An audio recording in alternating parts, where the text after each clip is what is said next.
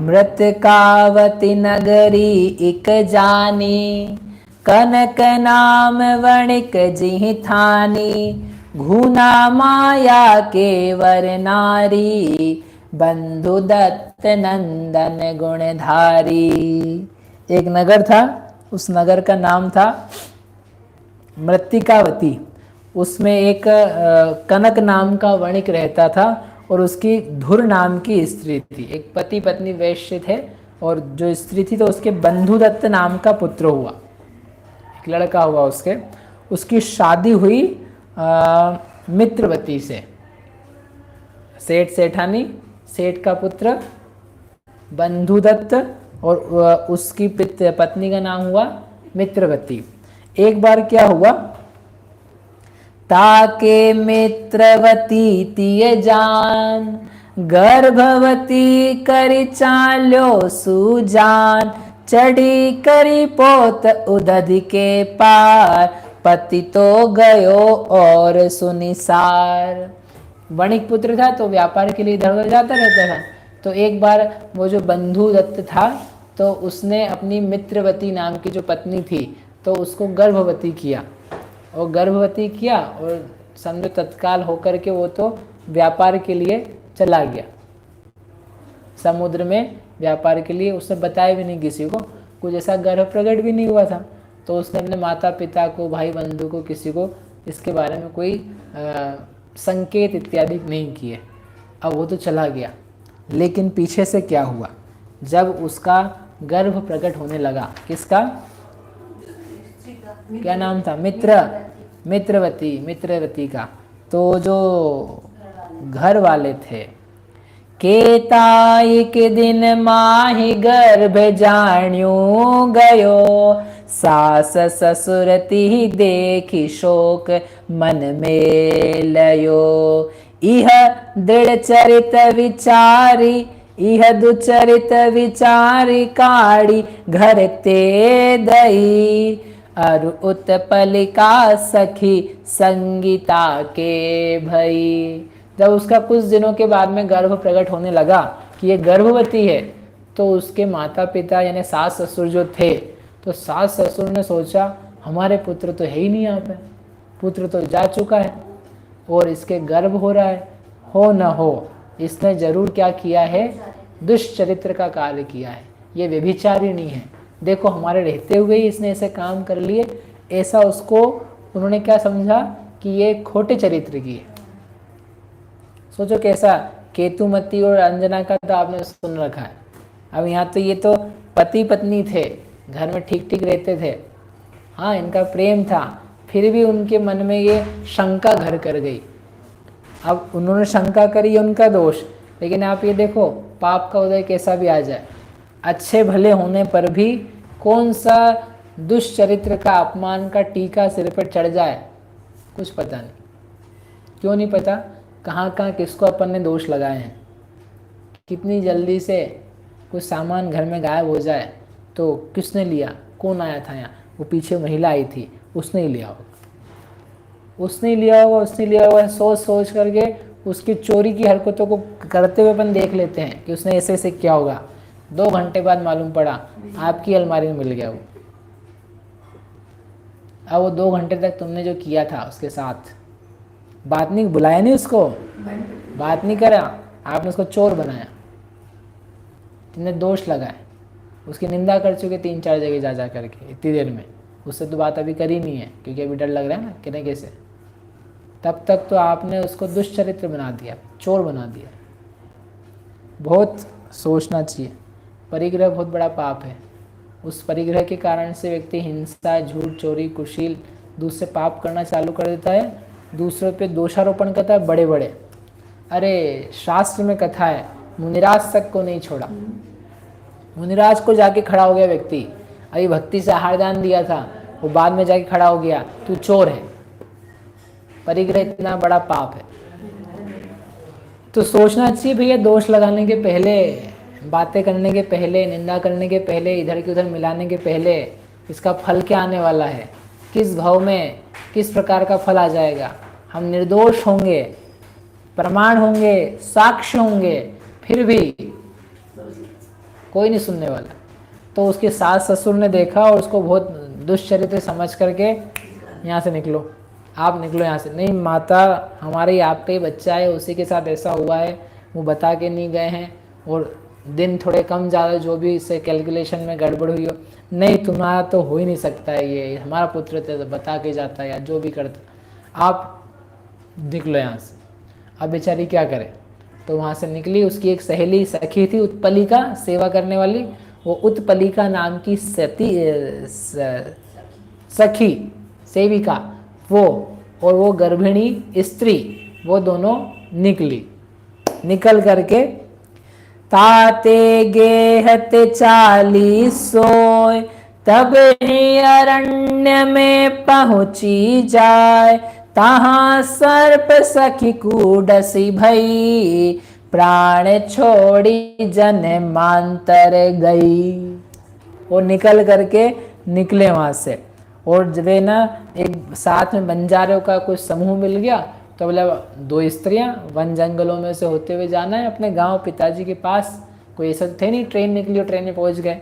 वो महिला है तो घोड़ा चलाना भी नहीं जानती थी, तो घोड़े पे बैठे चले जाए, तो कैसे भी करके जाना है उसको, धीरे धीरे बैलगाड़ी हाथ गाड़ी कैसे करके। तो जो एक बंजारों का रास्ते में घूमने वालों का समूह था, उनके समूह के साथ में दोनों महिलाएं हो गई। बोले हमको वहाँ नगर तक जाना है, आपके साथ चले जाते हैं। तो वो साथ हो गए। अब साथ हो गए, रास्ते में किसी वन में सो रहे थे तो रात में आकर के ओहो सांप ने काट लिया। किसको? उत्पलिका सखी को, और सखी ने वहीं पे प्राण छोड़ दिए। अब बेचारी क्या हो गई, और अकेली हो गई। अब क्या बताए, तहाँ जू सखी रहित इह नारी, एक सहाय शील अविकार, जाय क्रोचपुर पहुँची जबे, पुत्र भयो उपवन में तबे। ओह, अब वो और बेचारी अकेली हो गई। आचार्य भगवान कहते बस अब उसका एक ही साथी था, उसका शील रूपी व्रत, पुत्र नहीं, आई पुत्र तो वही नहीं है, उसका एक शील रूपी व्रत अथवा धर्म रूपी सहायक, अरहंत रूपी पिता, जिनवाणी की शरण, यही उसकी एकमात्र शरण थी। उसके संबल से बेचारी बड़ी दुख के साथ उसने महाशोक से व्याकुल होती हुई वो क्रोंचपुर नाम का नगर जो था, जहाँ पर ये कथा चल रही ना, उस नगर का नाम बताया था क्रोंचपुर। उस क्रोंचपुर नगर में वो उन बंजारों के साथ यहाँ पर आई। अब यहाँ पर आई और यहीं पर आकर के उसने पुत्र, यहाँ का एक उपवन, उस उपवन में क्या किया, उसने पुत्र उत्पन्न किया। आगे जाने के पहले ही, नगर में पहुँचने के पहले ही उसने पुत्र की उत्पत्ति करी। फिर अंबर छालिनी हेती ढिंगी, जल थानिक सो गई, पीछे वस्त्र समेत स्वान सुन कूले गयो। और उसने क्या किया कि वो पुत्र को जन्म देने के बाद में वो पुत्र को कंबल में लपेटा, और लपेट करके उसने सोचा स्नान कर लें। तो रत्न कंबल था उसके पति का दिया हुआ, एकमात्र उसके पास चिन्ह समझ लो। तो वो रत्न कंबल जो था उसने उसको लपेटा, बच्चे को, वो लपेट करके रखा कॉर्नर पे, नदी के किनारे पे समझ लो, और वो खुद स्नान करने के लिए गई। अब उसका भाग्य देखो कि वो जो लेके गई आई, तो जो वहाँ एक कुत्ता था, वो कुत्ता रत्न कंबल को लेकर के भाग गया। अब वो आई तब तक तो गायब भी हो गया। बोले कहाँ गया? अब उसका जो बाहरी सहारा था वो भी गया, पति गया, पति का घर गया, सहेली गई। ओहो, एक अपना माँ का सबसे बड़ा दुख, पति मर जाए इतना दुख नहीं होता है उसको, भाई चला जाए दुख नहीं होता है, पिता चला जाए दुख नहीं होता है, उतना दुख होता है उससे ज़्यादा पुत्र के जाने पे। पुत्र हो कि पुत्री हो, उस माँ को कैसी रहती है, महा प्यारी। इसलिए स्त्रियों का मोह मिटना बहुत मुश्किल हो जाता है। क्यों? क्योंकि बच्चों से भयंकर नहीं, बहुत ज़्यादा क्या होता है, मोह होता है। दिखता है ना उसको, मैंने अनेक बार कहा, दिखता है मैंने ही जना है इसे, मैंने ही पाला है इसे, मेरा ही दूध पिलाया है, आशा हो चाहे नहीं हो फिर भी मोह रहता है, ये मेरा अंग है, ऐसा साक्षात उसने देखा है। उसको लगता है जैसे मेरे ही है ये मैंने ही दिया है इसको जन्म, it is part of me. पिता को नहीं लगता है इतना, पिता को ही मोह रहता है, लेकिन उसको अलग टाइप का रहता है। तो अब उसके पास बचे कि आप सोचो कैसे पाप के उदय, सोच सकते हैं आप? अच्छा वाला घर, मतलब इट्स ओनली 9 months, 9 महीने की बात है बस। 9 महीने पहले का जीवन और 9 महीने के बाद का जीवन। 9 महीने पहले घर बार परिवार अच्छा, स्वस्थ, सुखी, संपन्न, व्यापारी का पुत्र, घर तो सब चीज़ें अनुकूल। और 9 महीने में गर्भवती हुई, अब वो बच्चे के साथ आते आते तो चीज़ें सब बिगड़ के ऐसी हो गई, ऐसा आकर के वो बेचारी और दुखी हो गई। अब क्या करूं मैं, अब क्या करूं मैं, क्या करूं हे भगवान। ऐसा सोचती सोचती महा व्याकुल हुई, और वो व्याकुल हुई उसको बताते हैं वो जो कुत्ता था उसने क्या किया। यक्ष नामा राजा तबे आयो थो वन माही, स्वान बदन ते बल गही, सुख लही अधिकाही। वो जो श्वान था वो राजा का पालतू कुत्ता था। तो वो रत्न कंबल को उठा करके कहाँ ले गया, अपने स्वामी के पास ले गया दौड़ता दौड़ता। और वहाँ पे उसने रत्न कंबल उसने खोला तो उसमें बच्चा, नवजात बच्चा। और नवजात जो बच्चा था तो उसकी जो पत्नी थी राजुल, उसने कहा यक्ष भूप की राजुल नारी, ताके सुत हु थो न लगार, ताहि नृपति सुत दीनु जाय, यक्ष दत्त तुम नाम कहाय। उस राजा यक्ष दत्त, यक्ष नाम का जो राजा, उसने, उसकी जो पत्नी थी राजुल, उसका कोई पुत्र नहीं था और वो भी दुखी रहती थी पुत्र ना होने से। तो उसको जब वो नवजात शिशु मिला, उपजा हुआ, प्रसूत किया हुआ, उसने कहा भगवान ने अपने को दिया है, तो उसने अपनी नारी को दे दिया कि लो अब तुम्हारा पुत्र है ये, इसको ही अपना पुत्र समझ करके लालन पालन करो। और उसका नाम रखा यक्षदत्त, तुम ही वो यक्षदत्त हो, यक्षदत्त सो नाम कहा है।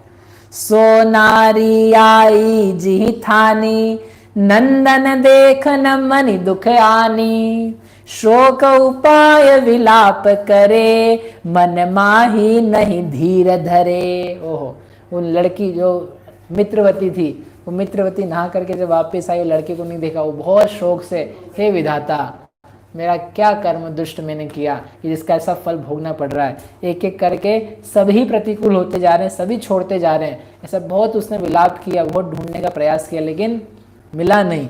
उस समय एक देवार्चक नर जिहि आय, तासो कहत भयो सुध भाय, तू मम भगिनी इम वच भाखी, आप स्वसासम निज घर राखी। एक देवार्चक यानी भगवान की पूजा पाठ करने वाला, फूल आदि चुनने वाला एक आश्रम था पास में। तो वहां से एक व्यक्ति निकल रहा था, उसने देखा इस स्त्री की, महिला की दशा को, तो उसने कहा आप दुखी मत हो, शोक से संतप्त मत हो, आप मुझे अपना भाई मानो, आप मेरी बहन हो। ऐसा कह के उसको सांत्वना दी। वो सांत्वना दे करके उसने कहा हमारे यहाँ पे आश्रम है, आप आश्रम में रहिए, आप इस आश्रम को अपने घर जैसा ही समझिए। अब वो स्त्री जो थी, अब उसने कहा मैं कहाँ जाऊँ, सास ससुर ने तो निकाल ही दिया है, अब अकेली ऐसी हालत में हूँ तो माता पिता के सामने क्या मुंह लेकर के जाऊँ, वो भी विश्वास करेंगे कि नहीं करेंगे। कर्म का इतना विधान तो मैंने देख लिया, इसलिए अब मेरा कहीं नहीं जाना। यदि ये आश्रम है, अपन यही भगवान की अर्चना पूजा करते हुए समय निकालेंगे। ऐसा करके उसने आश्रम में शरण ले ली। मतलब जहाँ ये नगर, एक ही नगर की बात है ना, वो गई नहीं, मतलब वो महिला जो थी वो वहीं रुक गई।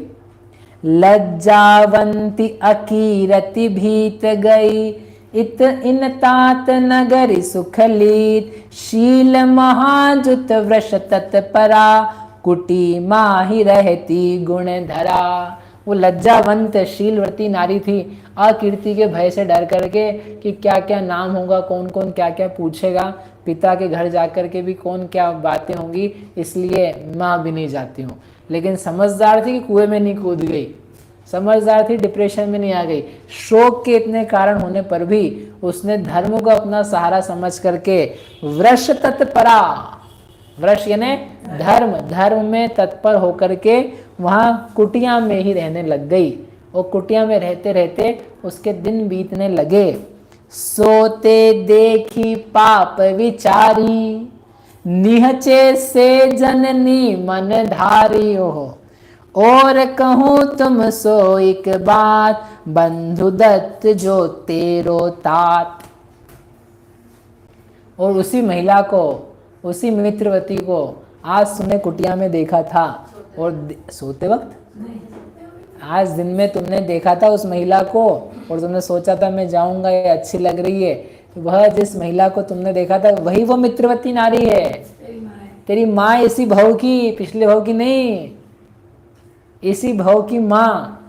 सोचो 20 साल बड़ी महिला, 25 साल जितनी भी उसकी उम्र हो, उतनी बड़ी महिला को देख के उसको काम सताया, और सता करके वो उससे रमण की अभिलाषा चला गया। मुनिराज ने अवधि ज्ञान से जान लिया किसी प्रकार से, तो उसलिए बोला माँ मत जाओ, मत करो, बहुत हल्का कार्य है। हर किसी नारी को देख करके रमने का भाव हो रहा है, कितना घटिया, कुशील, ओछा पाप का काम। इसी भाव की माँ, तुम्हारी माँ का प्रेम आना चाहिए था, माँ के प्रेम ने काम के राग को बना दिया।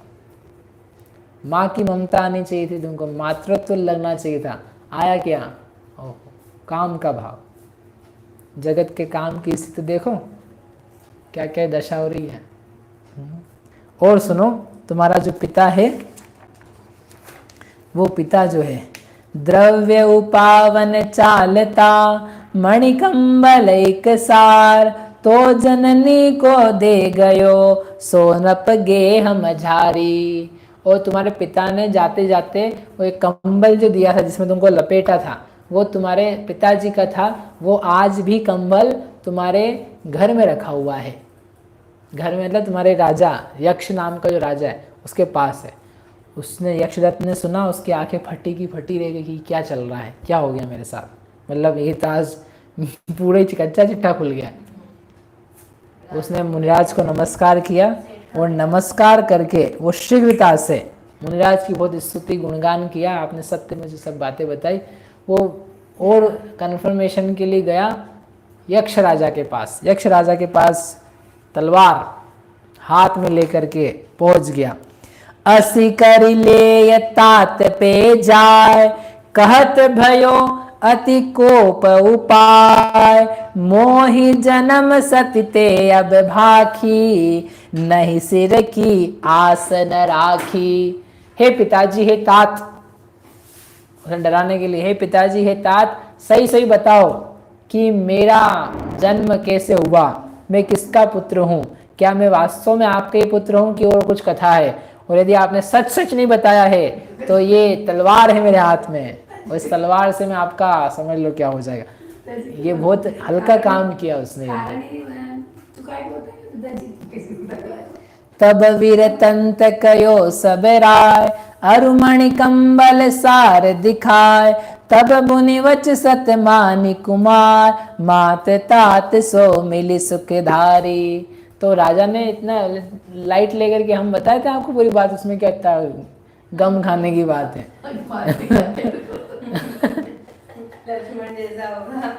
आप कैसे मिले थे और कहाँ कहाँ से आए, उन्होंने कहा कि पूरी बात बता दी उन्होंने। बता करके वो जिस कंबल में तुम लपेटे हुए थे वो अब भी हमारे पास, हमको दिखा देते हैं। तो ला करके उसने दिखाया, तो उसको और विश्वास अडिग हो गया कि वास्तव में जो मुनिराज ने कही थी वो सत्य थी, और मैं क्या कर रहा था।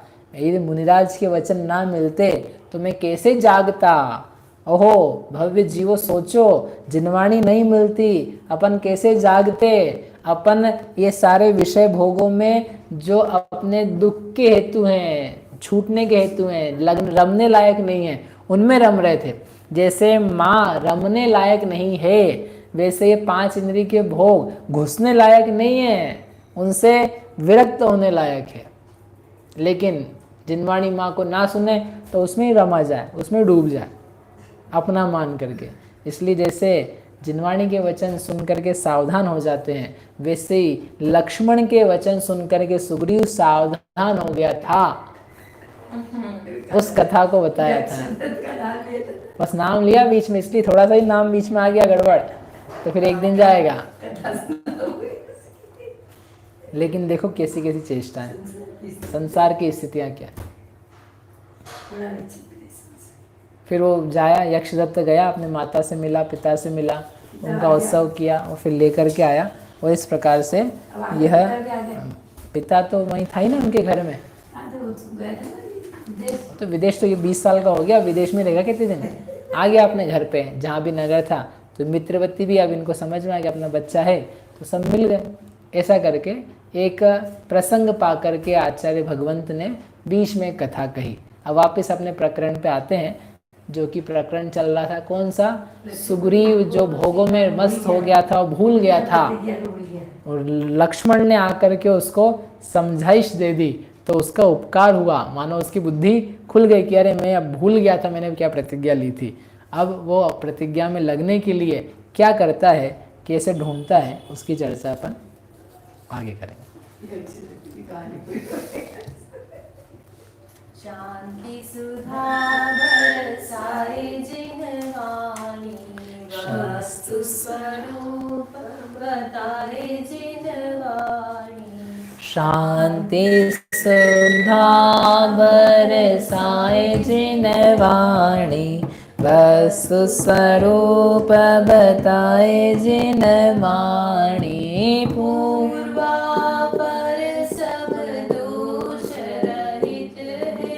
पूर्वापर सब दोष रहित है, वीतराग भय धर्म सहित है, वीतराग भय धर्म सहित है।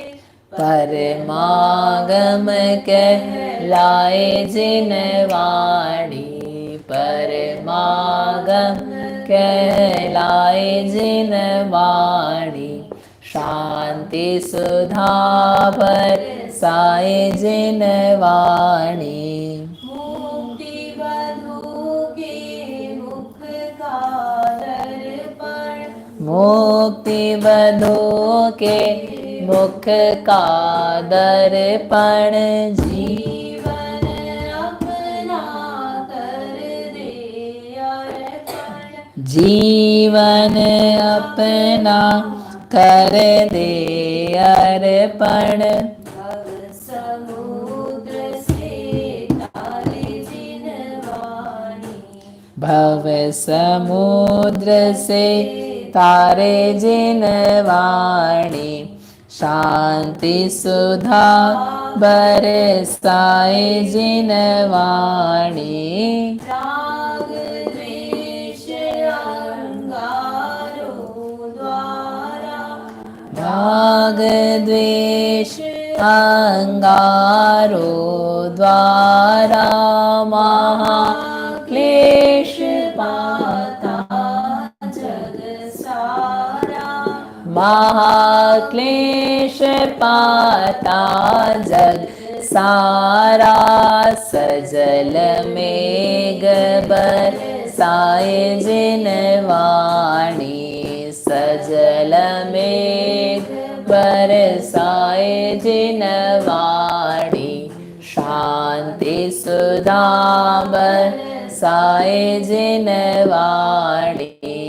साध तत्व का ज्ञान करावे, सात तत्व का ज्ञान करावे। अचल विमल निज पद दर्शावे, अचल विमल निज पद दर्शावे।